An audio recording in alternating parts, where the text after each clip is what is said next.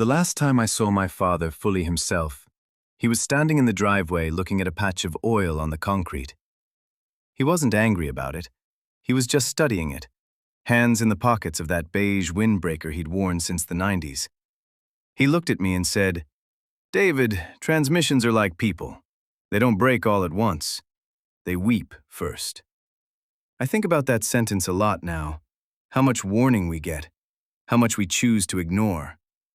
We were a quiet family, not the secrets and lies kind of quiet, or so I thought, but the kind where you didn't say things because you assumed everyone else already knew them. My sister Elena and I were raised on a steady diet of keep your head down and work hard.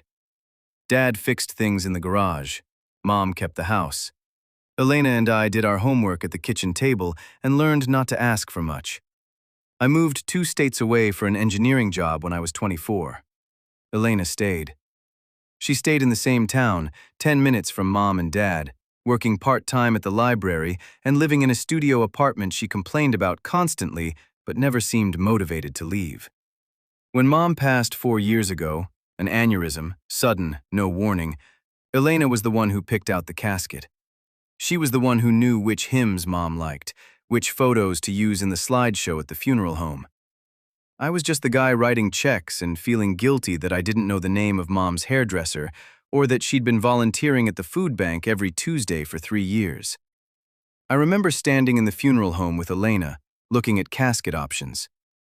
The funeral director kept using phrases like celebration of life and final resting place, and Elena kept nodding, making decisions with this eerie calm.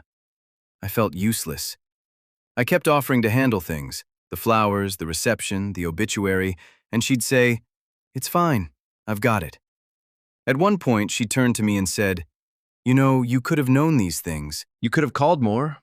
You could have visited." It wasn't said with anger. It was said with fact, and that made it worse. "I know," I said. "She asked about you all the time. When is David coming? Has David called?" I was the one who had to say you were busy. I didn't know she was asking. Because I didn't tell you. Because what was the point? You had your life. I had this one. I wanted to argue. I wanted to say I'd had a demanding job, a mortgage, my own life to build. But standing there in that funeral home, those justifications felt hollow. Maybe they always were. After that, the dynamic seemed settled. I was the wallet, Elena was the time. It felt fair. It felt right. She was there, and I wasn't. I sent money, she gave presents. That's how families work when geography splits them apart. But I think now about that conversation, about the edge in her voice when she said, "You had your life. I had this one." Was that when it started? The resentment? The sense that she was owed something? Or am I rewriting history to make sense of what came later? I don't know. I'll never know. I sent $1,500 a month to the joint account to cover Dad's expenses. It wasn't a court order. It wasn't even discussed in any formal way. It was just what you do when your father is slipping and your sister is the one holding the safety net. Elena moved into the guest room, temporarily, about a year after Mom died. Dad was starting to forget things, leaving the stove on, calling me by his late brother's name, asking where Mom was, and then remembering all over again. The forgetting was manageable, but it was coming in waves, and Elena said she wanted to be there for the bad nights. It made sense. It seemed noble, even. For the first year, it felt functional. I'd come home every other month, sometimes more if I could swing the flights. The house would smell like lemon cleaner and slow-cooked pot roast. Elena would look tired, darker circles under her eyes than I remembered, and I would feel that familiar pang of shame that I recognized from childhood, the one that came when I got the bigger bedroom or the better report card. But there were good moments, too, real ones.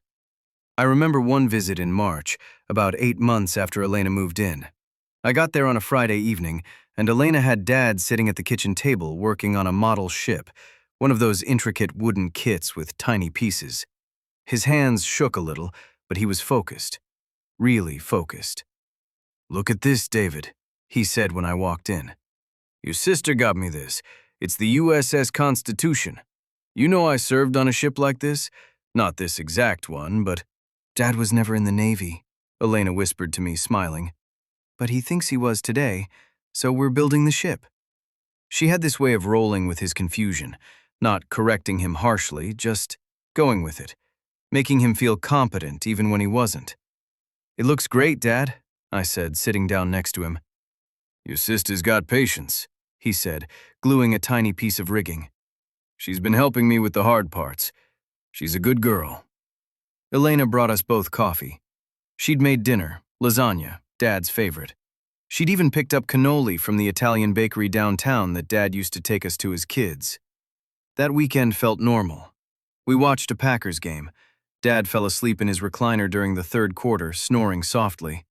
Elena and I sat on the couch, and she told me about a patron at the library who'd tried to check out 30 books at once. "I told her there's a limit of 20, Elena said. "She tried to convince me that if she stacked them right, they'd count as one item." I laughed. It felt good to laugh with her. It felt like we were siblings again, not just people managing a crisis. When I left on Sunday, I hugged her at the door. "You're doing a really good job, Elle. Really. I don't say it enough, but thank you." She looked surprised. Then her eyes got watery. "It's hard," she said quietly. "But he's Dad, you know? What else are we going to do?" "I know, but still, thank you." I drove away feeling guilty for ever doubting her, feeling grateful that Dad had someone who cared that much. That's the memory I keep coming back to, that weekend in March, because it was real. I know it was real. Elena did make that lasagna. She did buy the model ship. She did sit with Dad and help him glue tiny pieces of wood together. And that's the part that makes everything else so much harder. Because she wasn't always stealing. She wasn't always lying. There were months, maybe even a year, where she really was just the daughter who stayed, who sacrificed, who cared. When did it change? When did caregiving become a transaction? When did love curdle into resentment and then into justification for theft? I don't know. And I've spent a lot of nights trying to figure it out. "He was up 3 times last night," she'd say, pouring coffee with hands that shook slightly. "He thought the mailman was stealing the newspapers. I had to walk him back to bed and explain it 3 times. "I can hire a night nurse, Elle," I'd offer, and I meant it. "Really, the money is there. You don't have to do this alone." "No," she'd snap too quickly. Then she'd soften, reset her face. "No, he doesn't trust strangers. You know how he is. It's fine, I've got it, just maybe send a little extra next month?" The heating bill was insane and I had to replace the water heater. So I did. I sent the extra. I sent gifts, an espresso machine for her birthday, new running shoes at Christmas. I told myself I was supporting her sacrifice. I told myself I was doing my part.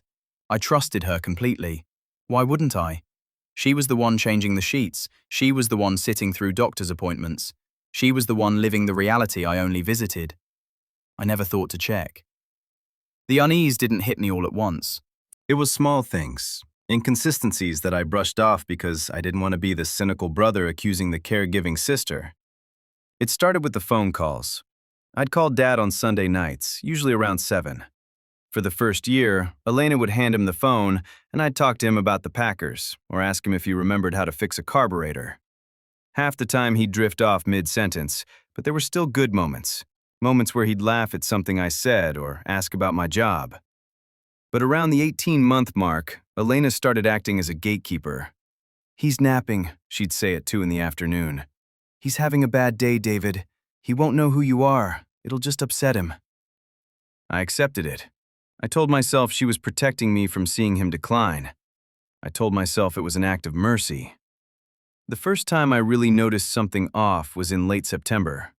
I'd called 3 Sundays in a row and couldn't get through to Dad. Each time, Elena had a reason. He was sleeping, he was confused, he was having an episode. "Maybe I should come down," I said on the 3rd call. "No," she said, too fast. Then, not yet.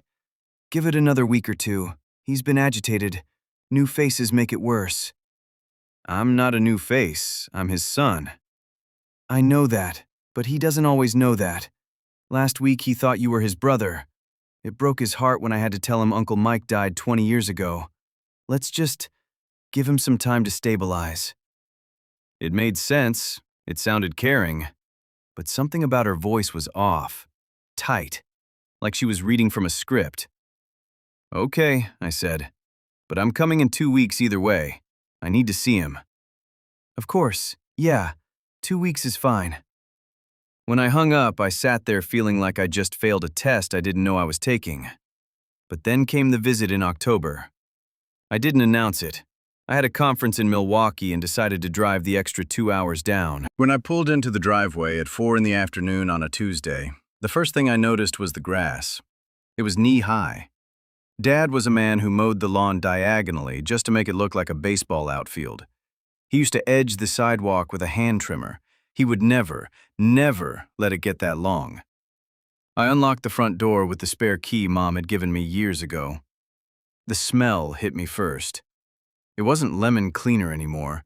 It was stale air, old trash, something acrid and faintly sweet, like burnt sugar left too long in a pan. "Elena?" I called out. Silence. I walked through the house. The living room was dim, curtains drawn even though it was still light outside. Mail was piled on the side table, unopened. There was a coffee mug on the floor with something dark and moldy growing in it. The model ship, the USS Constitution, was still on the side table, half finished, covered in dust, like nobody had touched it in months. I found Dad in his recliner. The TV wasn't on. He was just sitting there, staring at the wall, wearing a t-shirt stained with what looked like tomato soup. The stain was old, days old maybe. "Hey, Dad," I said, crouching down beside him. He looked at me, and for a second, I saw recognition. Then it flickered out. "The transmission is weeping," he whispered. "I know, Dad." His hair was too long. It hung in greasy clumps. His fingernails were dirty. There was a smell coming off him, unwashed, sour. I went to the kitchen. The counter was covered in takeout containers, pizza boxes, Chinese takeout, fast food bags. Not just a few, weeks' worth. The trash can was overflowing onto the floor. Fruit flies hovered over something rotting in the sink. I opened the fridge. Empty except for a carton of expired milk and a bottle of wine. A nice bottle, the kind you save for special occasions. I heard the front door open 20 minutes later. Elena walked in carrying a shopping bag from a boutique I knew was expensive. She froze when she saw me standing in the kitchen. She didn't hug me. She dropped her keys on the counter and crossed her arms. "You didn't say you were coming." "I wanted to surprise you," I said, trying to keep my voice level. "Elle, the grass, the fridge, the smell, what's going on?" She exploded. It wasn't defensive, it was offensive, a controlled detonation. "Do you know how hard this is?" Her voice shook, but not with sadness, with rage. "Do you have any idea? You come in here in your suit after driving your nice car and you judge me. I am here 24 hours a day. I am drowning, David. I ordered pizza because I was too exhausted to cook after cleaning up his mess in the bathroom for the 3rd time today." She started crying.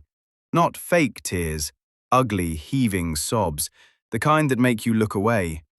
I felt like a monster. I felt like the worst kind of absentee son. I apologized immediately. I wrote a check for $2,000 right there on the counter, my hand shaking. "For a cleaning service," I said. "For groceries, please, Elle. Let me help more. I didn't realize how bad it was." She took the check, folded it carefully, and put it in her purse. "I'm sorry," she sniffled, wiping her face. It's so much harder than you think. You don't see it, you don't live it." "I know," I said, and I meant it. I know. I drove away thinking I was the problem. I thought, she's burning out, and I'm criticizing the ashes. But 3 miles down the road, something nagged at me. If she was too tired to cook, and too tired to mow, and too exhausted to keep the house clean, why was she wearing a new designer watch? The kind that costs 2 months of my contribution? And why was there a receipt in the trash pile on the counter? I'd seen it while throwing away the takeout, for a nail salon, dated yesterday at 2 p.m. The same day she told me she'd been home all day watching Dad because he was having a bad episode. I pushed it down. I told myself I was being petty. I told myself grief and exhaustion manifest in different ways. Maybe she needed small luxuries to cope. Maybe she deserved them. I didn't say anything to anyone, not even my wife. But here's what I did do, and I'm still not proud of it. I started checking the account. Not obsessively, just occasionally. Once every week or two, I'd log in and look at the balance, make sure things were stable. The balance was always lower than I expected, but there were always explanations. Medical copays, prescriptions, home repairs, groceries for 2 people plus takeout when she was exhausted. It added up. It made sense. Or at least, I convinced myself it made sense. November came. I sent my usual $1,500 plus another $500 because Thanksgiving was coming and I wanted to make sure they had a nice meal. Elena called me on Thanksgiving Day. She sounded cheerful, almost manic. "Dad's having a really good day," she said. "He's been talking all morning. He told me a story about when he built the garage. I've heard it a million times, but it's good to hear him remember things, you know?" "That's great, Elle." "I made a turkey, a real turkey like Mom used to do. He ate 2 helpings. He's napping now, but when he wakes up, we're going to watch football." "Can I talk to him later?" "Of course. I'll have him call you after the game." He never called. When I texted Elena to ask about it, she said he'd fallen asleep again and she didn't want to wake him. "But he had a great day," she added.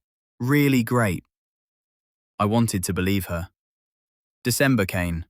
I called to plan my Christmas visit. "Actually," Elena said, "I'm not sure Christmas is the best time. The holidays confuse him. He keeps asking where Mom is, and when I tell him, he gets upset. Maybe wait until January, when things calm down?" "I want to see him at Christmas, Elle." "I know, but I'm just thinking about what's best for him." We compromised. I'd come for 2 days. Just 2 days. When I got there on Christmas Eve, the house was cleaner. There were groceries in the fridge, real groceries, vegetables and fresh bread and chicken breasts. Dad seemed better too. He was sitting at the kitchen table working on a jigsaw puzzle, humming to himself. "See?" Elena said, pouring me coffee. "He has good days. You just never see them because you're not here." That stung. It was supposed to. I sat with Dad for a while. He didn't know who I was at first, but then something clicked and he said, "David, you're late for dinner." "Sorry, Dad," I said. He went back to the puzzle. I watched him try to fit a piece that clearly didn't belong, turning it over and over in his hands with a focus that felt heartbreaking. Elena left that afternoon for errands. She was gone for 3 hours. When she came back, she had bags from Macy's, new clothes, a new purse. "You went shopping?" I asked, trying to keep my voice neutral. "After Christmas sales," she said. "I needed winter clothes. The furnace has been running cold and I've been freezing." "I can pay for someone to look at the furnace." "I already did. It's fine. Just old." That night, Elena made a nice dinner. Ham with pineapple, mashed potatoes, green beans. We sat at the table, the 3 of us, and ate in near silence. Dad kept asking where Mom was. Elena would gently redirect him. "She's resting, Dad. Eat your potatoes." I wanted to ask about the shopping, about the fancy purse, about where all the money was going. But I didn't. Because if I asked, and there was a reasonable answer, I'd look like a paranoid asshole. And if I asked, and there wasn't a reasonable answer, then what? So I said nothing. I flew home the next morning, and the guilt chewed at me the whole way. This is the part I'm least proud of. I knew something was wrong. I had evidence, or at least the shape of evidence, but I didn't act. Not then. Not for weeks. Because here's what happened after Christmas. Elena called me on January 2nd. "Hey," she said. "I just wanted to say thank you for the extra money over the holidays. It really helped. And I'm sorry if I seemed weird when you were here. I was just stressed." It's okay, Elle. No, I mean it. You're doing a lot and I appreciate it. I know I get defensive sometimes. It's just, this is really hard and I feel like I'm failing him. You're not failing him. I am, though. I see it. The house was a mess when you came in October. I've been so overwhelmed. But I'm getting better. I hired a cleaning service like you suggested. They came yesterday and the place looks so much better. That's great. And I got him into a new day program. 2 days a week, he goes to this senior center. They do activities, they have lunch, it gives me a break. It's been really good for both of us. That's really great, Elle. So thank you, for the money, for being patient with me, for not giving up on us. When I hung up, I felt relief wash over me like warm water. See? I thought. It was just a rough patch. She's getting help. She's doing better. You were wrong to doubt her. That feeling lasted 6 weeks. 6 weeks where I didn't check the account, where I sent the money and assumed everything was fine, where I told myself the problem was solved. I even told my wife about the call. I think things are turning around, I said. She sounds better, more stable. That's good, my wife said. I'm glad. But she looked at me with this expression I couldn't quite read, like she wanted to say something but didn't. What? I asked. Nothing, I hope you're right. You don't think she's doing better? I don't know her, David. I've only met her a few times, but I know you. And I know you want to believe the best about people, especially family. Is that a bad thing? No. It's one of the things I love about you. But sometimes it makes you easy to manipulate. I should have listened to her. January became February. February became March. I called Dad every Sunday. Half the time, Elena said he was sleeping. The other half, I'd get a few minutes with him where he'd call me by the wrong name or ask me questions about a job I hadn't had in 15 years. But that was okay. That was dementia. That was expected. What wasn't expected was the call I got in mid-March from Dad's doctor's office. Mr. Keller, this is Karen from Dr. Martinez's office. We wanted to follow up on your father's missed appointments. Missed appointments? He's missed his last 4 monthly check-ins. We've left messages with the emergency contact, your sister Elena, but haven't heard back. His prescriptions are running out. We're getting concerned. My chest tightened. When was the last time you saw him? December 5th, almost 4 months ago. We really need him to come in for blood work and a medication review. I'll handle it, I said. Thank you for calling. I hung up and immediately called Elena, straight to voicemail. I called again. Voicemail. I texted, Dad's doctor says he's missed 4 appointments. Need to talk ASAP. She responded 3 hours later. Phone died. Yeah, I know about the appointments. Been hard to get him there. He refuses to go. We'll figure it out. He needs his prescriptions refilled. Can you take him tomorrow? We'll try. That was it. No explanation. No apology. No acknowledgement that missing 4 months of medical care for a dementia patient was dangerous. I should have driven down right then. I should have shown up unannounced and demanded to see him. But I didn't. Because it was March. It was the busy season at work. I had a deadline for a project. I had meetings I couldn't miss. I told myself I'd go the following week, and then the week after that. And then it was April, and I still hadn't gone. Here's the thing about knowing something is wrong. It's not binary. It's not like a switch flips and suddenly you see the truth clearly. It's gradual. It's cumulative. It's 1,000 small pieces that you keep explaining away because the alternative is too big to face. I knew Dad was missing appointments. I knew the house had been a mess in October.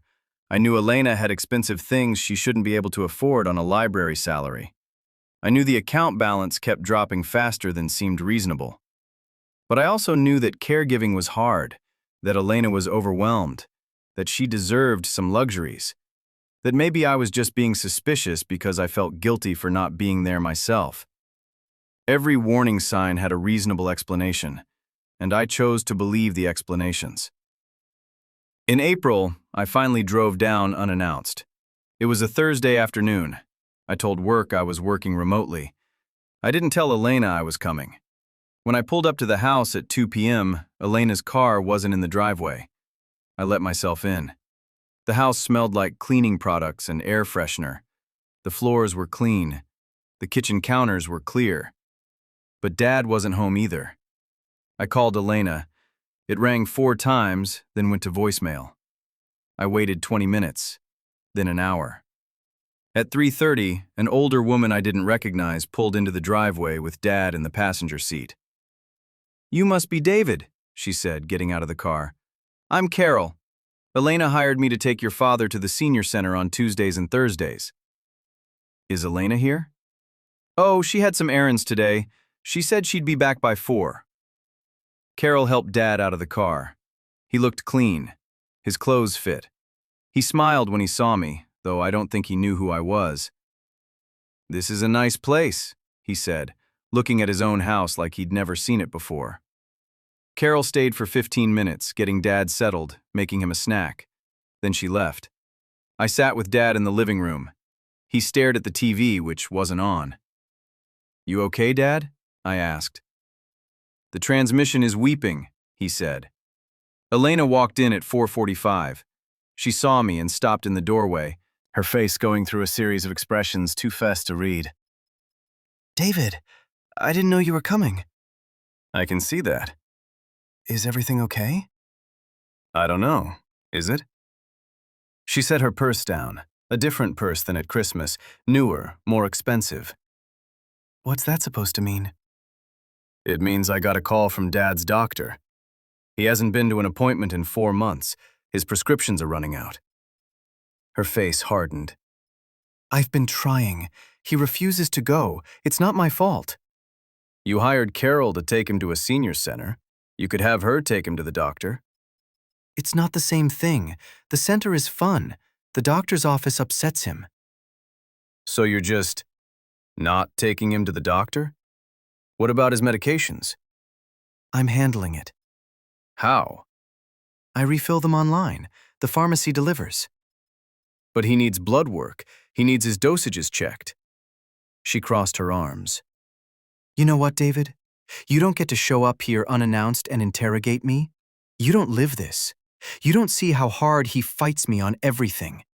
You don't see me trying to get him dressed in the morning while he's screaming that I'm a stranger trying to kidnap him.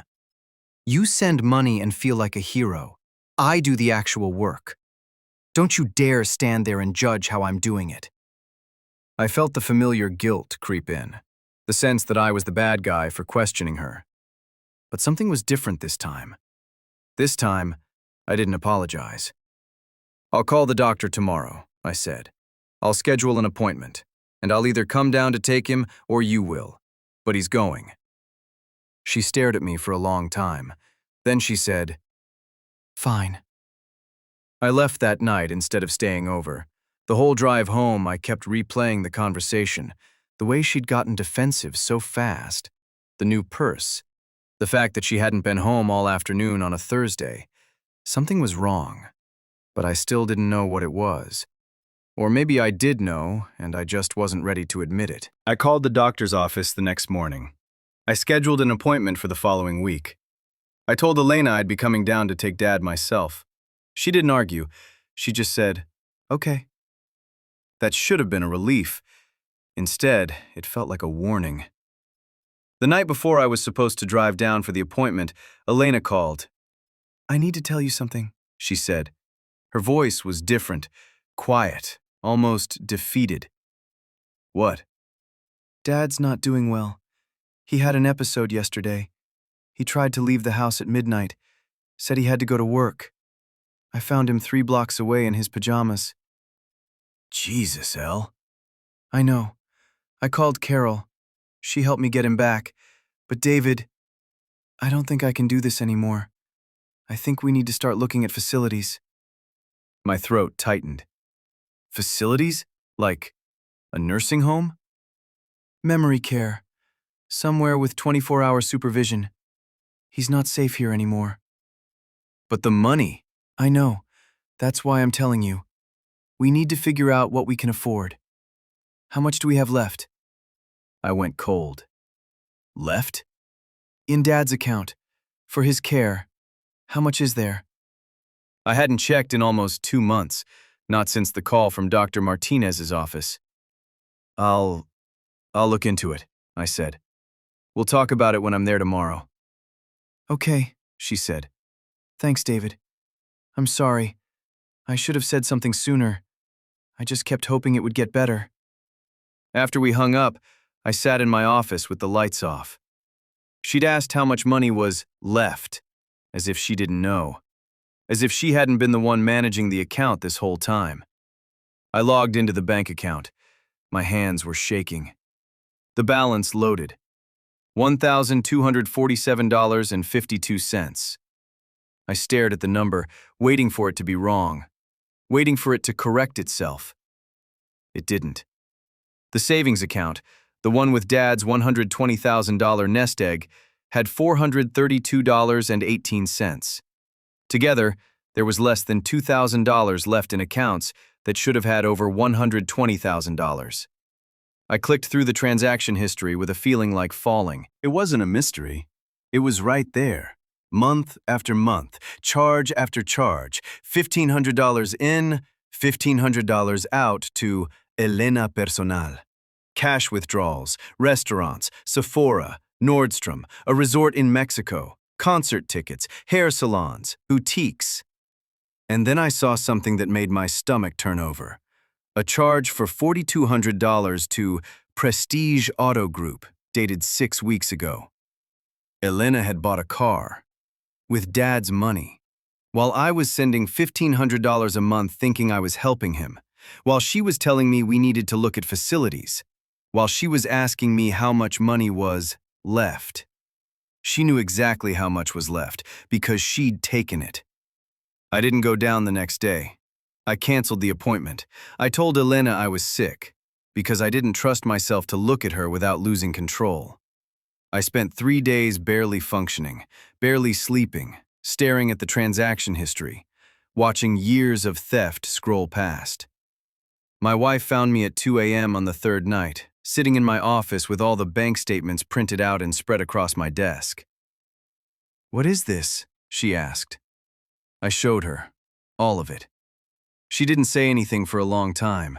She just looked at the papers, at me, then back at the papers. "What are you going to do?" she asked finally. "I don't know." "Yes, you do." "I can't." "Why not?" "Because she's my sister. Because if I do this, it's over. The family is over. Everyone will hate me." "And if you don't do this?" I looked at the numbers, at the evidence of systematic theft, at the charge for the car. Then Dad has nothing left, and she gets away with it. My wife sat down next to me. She took my hand. "You're going to do the right thing," she said, "and it's going to be terrible, and I'm going to be here, but you have to do it." I started crying, not sobbing, just tears running down my face while I stared at the bank statements. "I don't know if I can." "You can. You're the only one who can." I called an elder law attorney the next morning. The consultation took 2 hours. I showed her everything, the bank statements, the transfer history, the timeline of Elena moving in and the money disappearing. "This is textbook elder financial abuse," she said. "The question is, what do you want to do about it?" "What are my options?" "2 paths, criminal or civil. Criminal means you file a police report for theft and elder abuse. She could face jail time, but prosecution is difficult and the money is likely unrecoverable. It would also be very public. Your father's name would be in court documents." "And civil?" "You petition for emergency guardianship. You get legal authority over his finances and medical care. You lock her out. She can't access his accounts anymore. You can pursue restitution through civil court, but again, if the money's spent, you won't get it back. The advantage is it's faster and less public." "Will he understand what's happening?" She looked at me with something like pity. "Your father has dementia.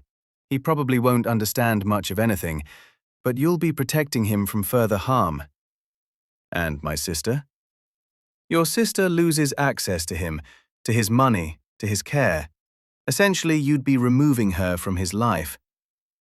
I thought about March, about Elena sitting with Dad, helping him with the model ship, about her bringing him lasagna and cannoli, about the way she'd redirected him gently when he was confused. That was real. That happened. But so did this. The theft, the lying, the systematic draining of his life savings while telling me we needed to look at facilities. Both things were true, and I had to choose which truth mattered more. I need time, I said. You don't have much. If she's asking about facilities, she's either planning to move him, which you need to prevent, or she's setting up a narrative where you're the one who abandoned him. You need to act fast. I nodded, but I didn't commit. Because the truth was, I still wasn't sure I could do it. I didn't act fast. I sat on the information for 2 more weeks. 2 weeks where I convinced myself there might be another explanation, where I fantasized about confronting her calmly, about her breaking down and apologizing, about us figuring out a payment plan where she'd pay it back over time. 2 weeks where I sent another $1,500, knowing it would disappear into her account within 24 hours. 2 weeks where I told myself I was gathering my courage when really I was just paralyzed. My wife watched me spiral. She didn't push. She just said, "When you're ready." But I was never going to be ready. The decision was made for me. On a Tuesday morning, I got a call from a collection agency. "I'm looking for Robert Keller regarding an outstanding debt on account ending in 4099. "What account? My father doesn't have credit card debt." "This card was opened 14 months ago. It has a balance of $18,000 and it's 90 days past due." "That's impossible." "We have your father's signature on the application. Are you authorized to discuss his finances?" "I'm his son." "We need written authorization or we can't discuss details. But I can tell you that if this isn't resolved in the next 30 days, we'll be filing a judgment." I hung up and called the credit card company directly. I had Dad's information. I could verify identity. They sent me the statements. The card had been opened using Dad's information. It had been used for cash advances, shopping, restaurants. There were charges at the same places I'd seen on the bank statements: the boutique where Elena had bought the purse, the salon, the auto dealership. She'd maxed out a credit card in his name. And she'd stopped making payments 3 months ago. That was the moment I knew I couldn't wait anymore. Not because I was ready, but because she was actively destroying him while I deliberated. I filed for emergency guardianship that afternoon. The lawyer moved fast. Within 72 hours, I had a court date.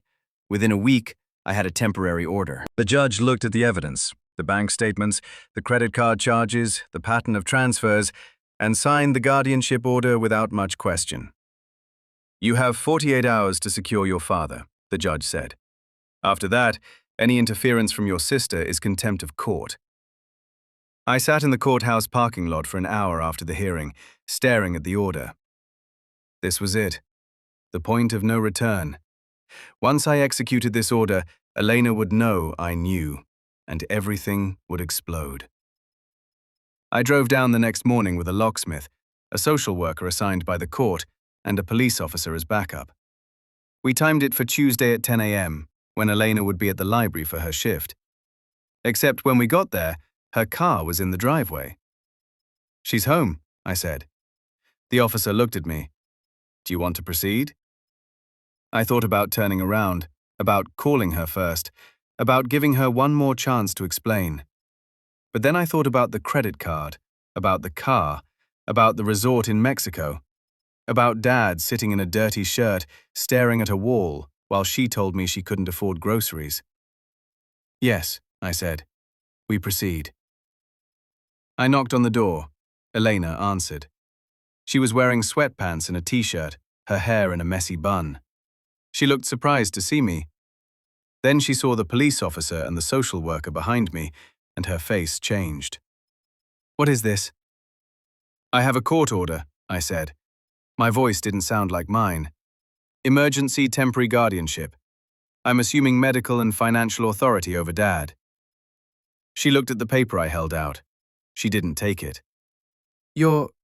what?" You can't do this. I can, and I am. You need to leave the house. Leave? This is Dad's house. I live here. Not anymore.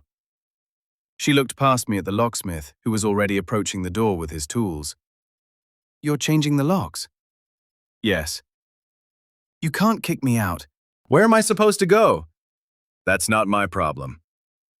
The Elena I knew, the one who'd sat with Dad and built model ships, who'd cried about being overwhelmed, would have broken down, would have apologized, would have begged. This Elena went hard and cold. I know what this is about, she said quietly. You looked at the accounts. Yes. And you think I stole from him? I don't think it, I know it. I have the bank statements, I have the credit card bills, I have 2 years of evidence. She laughed, actually laughed. You have no idea what you're talking about. Explain it to me then. Explain the $120,000 that's gone. Explain the charges for vacations and cars and shopping. Explain how you took every penny I sent for his care and transferred it to your personal account. I was owed that money. She wasn't yelling. Her voice was low and shaking. I gave up my life for him. My apartment, my job, my life. You think $1,500 a month covers that? You think that's fair compensation for wiping someone's ass and listening to them scream at you at 3 a.m.? I did the work. I earned it. You stole his future. That money was for his nursing home. He doesn't need a nursing home. He has me. Not anymore. The officer stepped forward. Ma'am, you need to leave. You can take personal belongings, but you have 20 minutes. Elena looked at me, really looked at me. And in her eyes, I saw something I'd never seen before. Hatred. Pure, distilled hatred. You're doing this because you feel guilty, she said. You abandoned us. You moved away and lived your perfect life while we suffered here. And now you want to be the hero? You want to swoop in and save the day? You're not saving him, David. You're just trying to save yourself from feeling like a piece of shit. Every word landed, every word cut, because part of it was true. You have 18 minutes, the officer said. Elena packed a bag in silence. She moved through the house like a ghost, grabbing clothes, toiletries, a laptop. She didn't look at me once. When she walked out, she stopped on the porch, the same porch where we'd taken first day of school photos, where Dad had taught me to tie my shoes, where Mom had waved goodbye every time I left for college. I hope you're happy with what you've done, Elena said, because you just destroyed this family. And for what? For money that's already gone? For some moral victory that makes you feel less guilty about abandoning us? She walked to her car, got in, and drove away without looking back. I stood there, watching her leave, and I realized something. I didn't feel victorious. I didn't feel righteous. I felt like I'd just amputated my own arm to stop an infection. Necessary, but devastating. The social worker went inside to assess Dad. He was confused but not distressed. He kept asking who we all were and why there were so many people in his house. Is it someone's birthday? He asked. Something like that, Dad, I said. The locksmith finished changing the locks in 15 minutes.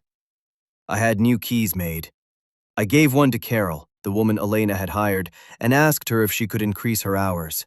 She agreed. I spent the rest of that day cleaning. There was more to clean than I'd realized.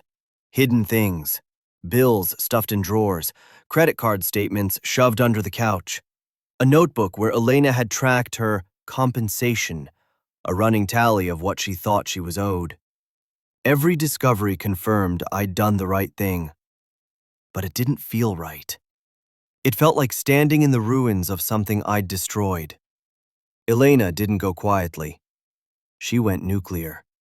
Within 24 hours, she'd called every family member we had. My Aunt Linda, my cousins, my godmother, old family friends, people I hadn't spoken to in years.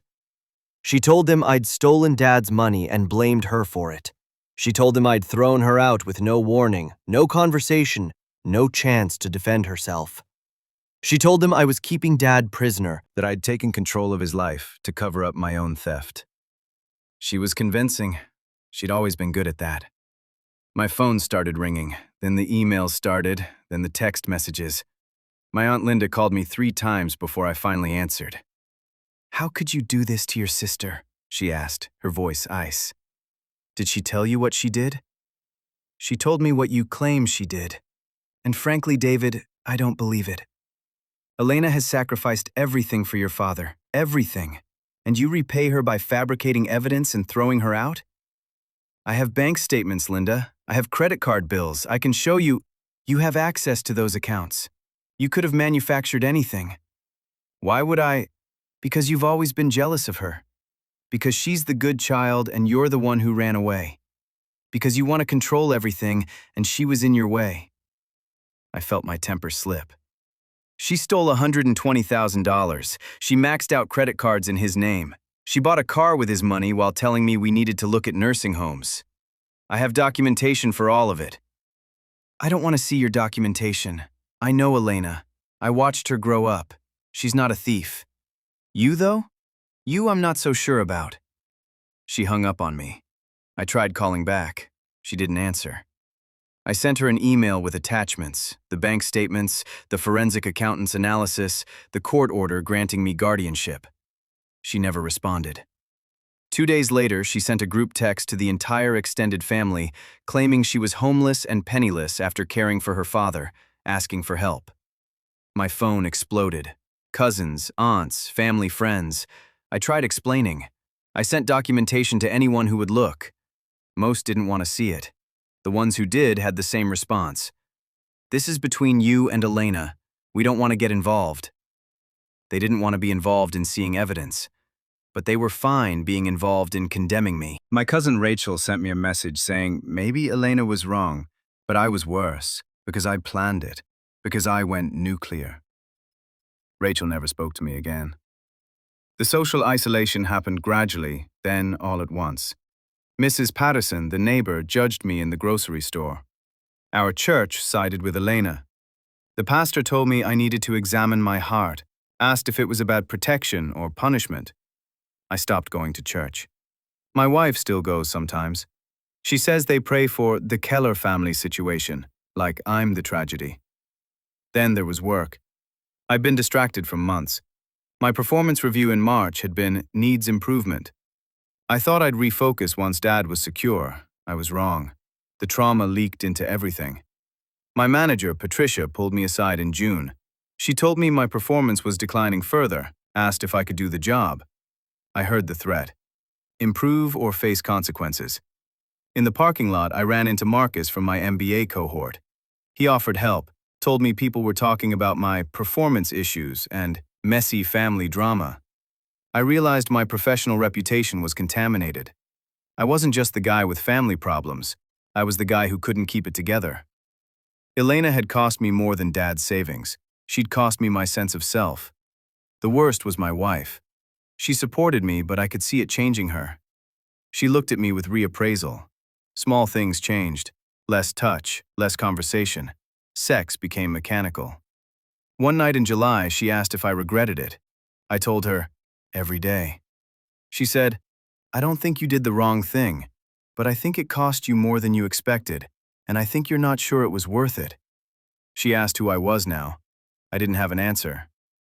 In August, Elena started a GoFundMe, help me rebuild after family betrayal. It was a masterwork of manipulation. It raised $6,400 in 3 weeks. Strangers donated, commenting that I would answer to God.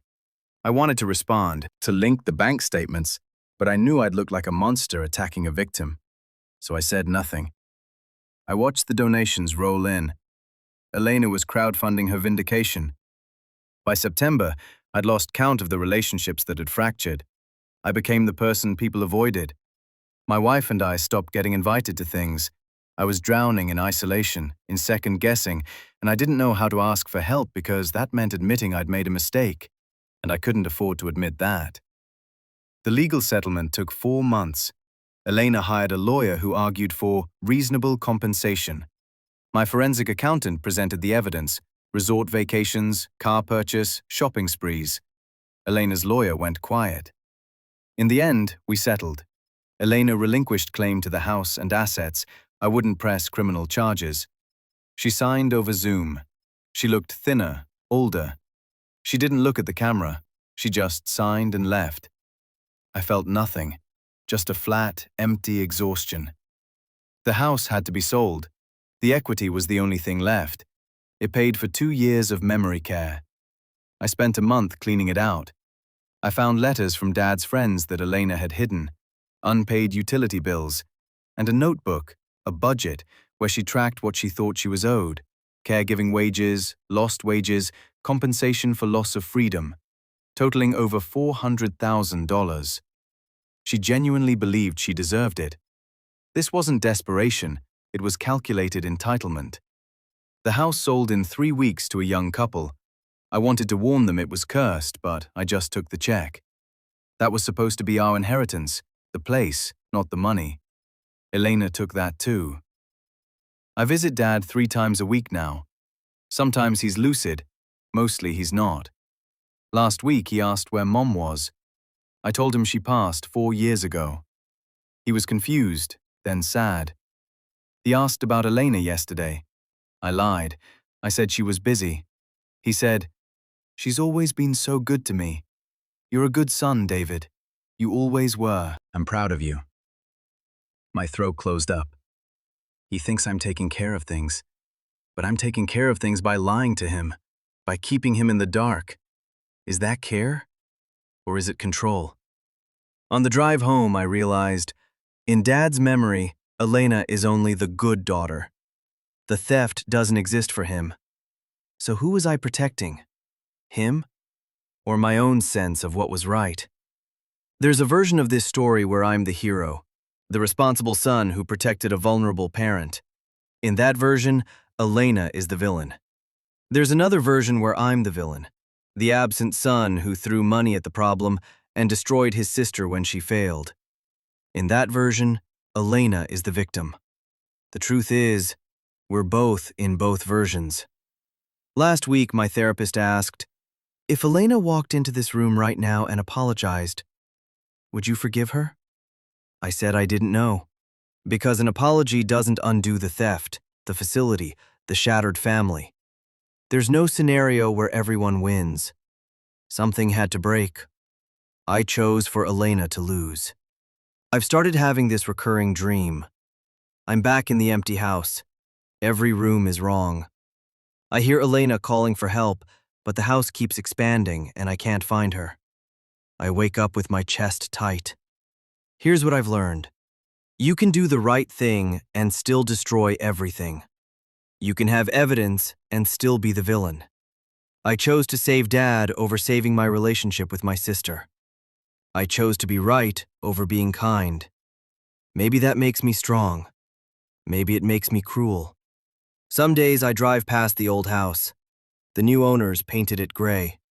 It looks like a normal family lives there. Elena sent me an email 3 weeks ago. First contact since the settlement. She wrote, I hope you're happy with what you've done. You destroyed me to make yourself feel better about abandoning us. I hope it was worth it.